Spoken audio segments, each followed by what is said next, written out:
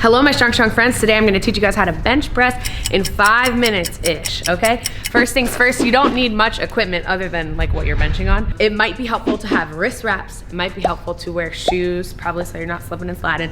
And then chalk can also be helpful, but none of those are really necessary. So just go raw dog into it. Okay, let's lie down on the bench press. This is a common issue. Sometimes people set up too far back or too far forward. In order to get the perfect head position, measure your eye gaze to the foot end of the barbell. So your eyes should just be going straight past the foot end of the barbell. This way you won't get too close, hitting the J-hooks, or too far away, kind of an unsafe unrack. As far as where you're gonna grab the bar, there's no hard and fast rule, so you can kind of experiment with different grip widths. But the most important thing with grabbing the bar is you wanna make sure that you're grabbing towards the bottom of your hand, not back here in your fingers. Reason being is sometimes we see people holding the bar back here, and as you can see, my wrist is kind of cocked back. That's not a great position to bench a lot of weight. You wanna have the barbell over your wrist, over your forearm, so everything should be stacked there. A good cue I like to use to drill this in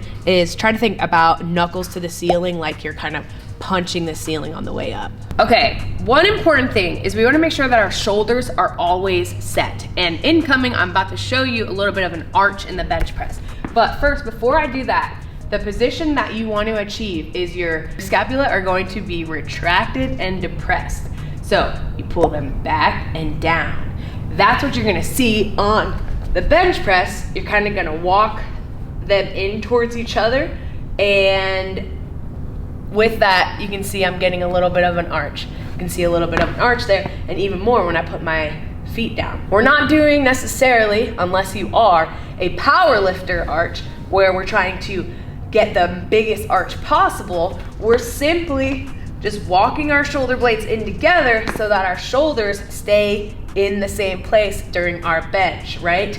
We don't want to be our shoulder joint to be unsupported. Okay, there's 3 points of contact, right? I want my shoulders to be set, I want my butt to maintain contact, and then my feet. You can bench on your toes if you like that, or you can keep your feet flat. But your feet are really important because they're going to help you maintain that tight position that you created.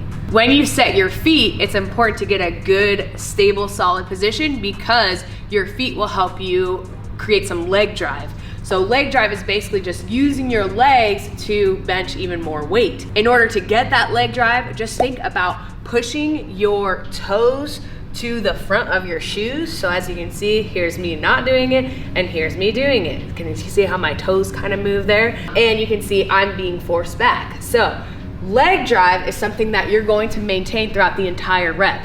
Let me show you.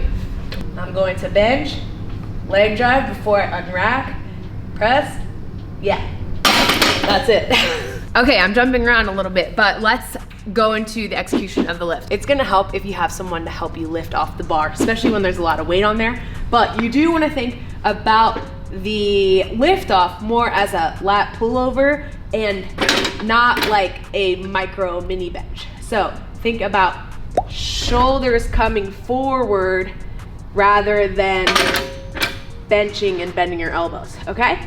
Now, let's talk about the descent. So when we descend, we want to bring the bar down to touch our chest, and I like to think about bringing it down to my bra line. So kind of like right under the nips.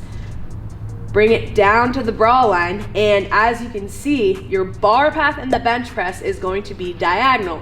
Unlike the squat and deadlift, which are vertical bar paths, the bar path is different in the bench because at the top, the bar is over my shoulders, and at the bottom I'm touching that bar line. So it's a diagonal bar path.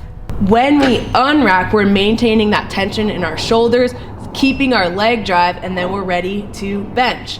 If you ever get stuck in the middle of a rep, you can think about throwing the weight back towards the rack so that the bar finally gets back over your shoulders. Okay, I'm sure I went over 5 minutes in this tutorial, so I'm sorry about that, but if you guys want to build your bench press, then definitely check out Stronger by the Day, which is my program, and now our app is available for all our members. It's only $9.99 a month, so join us.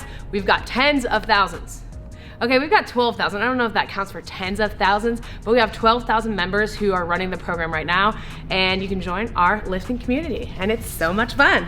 All right, I'll see you guys in the next video. Bye.